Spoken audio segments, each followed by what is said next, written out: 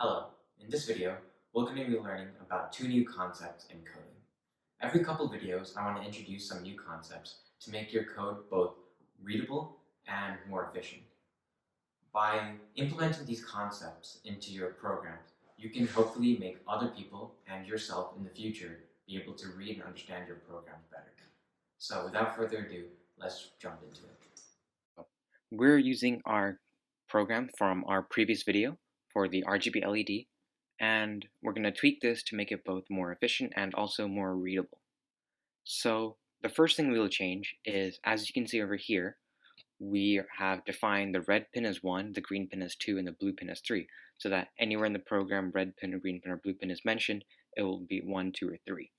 Now this works fine, but you may notice that red pin and green pin and blue pin, their value stays constant. It doesn't change. So instead of writing it as an int, we can write it as a constant. And what you can do is write hash define, remove the equals and the semicolon, and that would be how you would define red pin so that it wouldn't change. It would always be 1. You can verify this to make sure it's true, and we'll do this for the other two.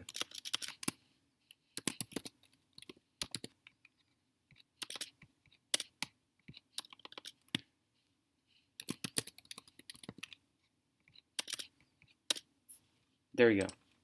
So the next thing, if we move on to the main chunk of this program, is that you can clearly see that it's very repetitive. There's a lot of copy and pasting, and it looks hard to read. You can't really tell what's going on right now. So what we can fix is add a new function that will automatically write out the values needed for the RGB LED. So to do this, we'll do void, and we'll call it set color, so that we will input the red value, the green value, and the blue. So this is our new function, and inside it we will just do analog write red value red pin. Oops, other way around. It's red pin, and that will give the red value. So we'll do this for the other three.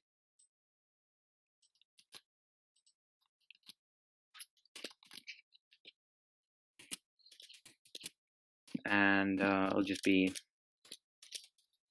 green and blue. And so we'll just verify that to check there's no errors. And in the main chunk, instead of all this junk, we can instead simply write set color and give our red value, which is 255, our blue and green value, which is both 0, and that will just work like that. Let's just double check to see if that works. Yeah, so this is now, instead of all that, we can just write this one line, repeating this function, and we'll do that for all the other colors. So now this is what our new program should look like. As you can see, it's a lot cleaner, it looks a lot easier to read, and there'll be a few more tricks later down the line that we'll learn, but this is just some basic things like using a function to simplify our code. And that's all for this video. Hopefully you learned something new, or maybe this helped you with something specific. Thank you for watching my videos, and I'll see you in the next one.